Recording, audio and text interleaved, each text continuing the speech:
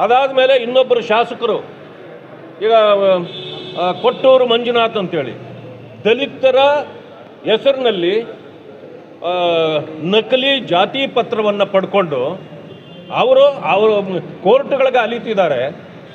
ಎಲ್ಲ ಕೋರ್ಟ್ಗಳಲ್ಲೂ ಅದನ್ನು ತಿರಸ್ಕಾರ ಮಾಡಿ ನೀವು ಪರಿಶಿಷ್ಟ ಜಾತಿ ಅಲ್ಲ ಅಂತೇಳಿದರೂ ಕೂಡ ಈ ಮಾನ್ಯ ಮುಖ್ಯಮಂತ್ರಿಗಳು ಅವರು ಶಾಸಕರಾಗಿರೋ ಕಾರಣ ಅವ್ರನ್ನ ರಕ್ಷಣೆ ಮಾಡ್ತಾ ಇದ್ದಾರೆ. ದಲಿತರಿಗೆ ಅನ್ಯಾಯ ಆಗಿದೆ. ಈ ಅಸ್ಪೃಶ್ಯರಿಗೆ ಆಗಿರ್ತಕ್ಕಂಥ ಅನ್ಯಾಯವನ್ನು ಯಾರು ಸರ್ ಮಾಡಬೇಕು? ಮುಖ್ಯಮಂತ್ರಿಗಳು ಅವರನ್ನ ಯಾಕೆ ರಕ್ಷಣೆ ಮಾಡ್ತಿದ್ದಾರೆ? ಯಾಕೆ ಇನ್ನೂ ಅರೆಸ್ಟ್ ಮಾಡಿಲ್ಲ?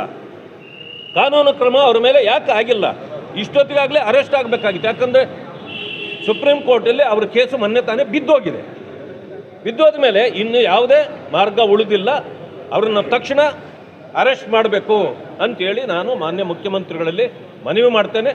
ಒಂದು ಸಮಯ ಅದನ್ನು ಮಾಡಲಿಲ್ಲ ಅಂದರೆ ದಲಿತ ಸಂಘಟನೆಗಳು ಎಲ್ಲವೂ ಸೇರಿಸ್ಕೊಂಡು ಧರಣ ಮಾಡ್ತಕ್ಕಂಥ ಕೆಲಸವನ್ನು ಮಾಡ್ತಾರೆ.